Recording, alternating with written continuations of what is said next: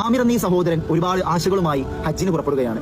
എയർപോർട്ടിലെത്തിയ ഈ വ്യക്തിയെ emigration department സുരക്ഷാ വീഴ്ചയുണ്ടെന്ന് പറഞ്ഞ് തടഞ്ഞു വെക്കുകയാണ്. പേപ്പർ വർക്കുകളെല്ലാം ക്ലിയർ ചെയ്ത് പുറത്തു വന്നപ്പോഴേക്കും അദ്ദേഹം സഞ്ചരിക്കേണ്ട ഫ്ലൈറ്റ് ടേക്ക് ഓഫ് ചെയ്യാൻ നിൽക്കുകയാണ്. ഡോർ തുറക്കാൻ അഭ്യർത്ഥിക്കുകയുണ്ടായി. പക്ഷേ സങ്കടമെന്ന് പറയട്ടെ, പൈലറ്റ് വിസമ്മതിക്കുകയാണ്. ഫ്ലൈറ്റിലുള്ള യാത്രക്കാരുമായി ഫ്ലൈറ്റ് ആകാശത്തിലേക്ക് പറന്നുയർന്നു. അവിടെ കൂടിയ ഉദ്യോഗസ്ഥരോട് അദ്ദേഹം ഒരു തവണ കൂടി ചോദിച്ചു, എനിക്ക് കൂടി ആ വിമാനത്തിൽ സഞ്ചരിക്കാൻ കഴിയുമോ? ഉദ്യോഗസ്ഥർ പറഞ്ഞു, ഇപ്രാവശ്യം ഏതാനും നിങ്ങൾക്ക് ഹജ്ജ് ചെയ്യാൻ സാധിക്കില്ല, നിങ്ങൾക്ക് തിരിച്ച് വീട്ടിലേക്ക് മടങ്ങാം. അദ്ദേഹം ഒരിക്കലും തിരിച്ചു മടങ്ങാൻ തയ്യാറായില്ല. അയാൾ വീണ്ടും ഉദ്യോഗസ്ഥരോട് പറയുകയാണ്, ഇൻഷാല്ലാ the plane won't take off without me.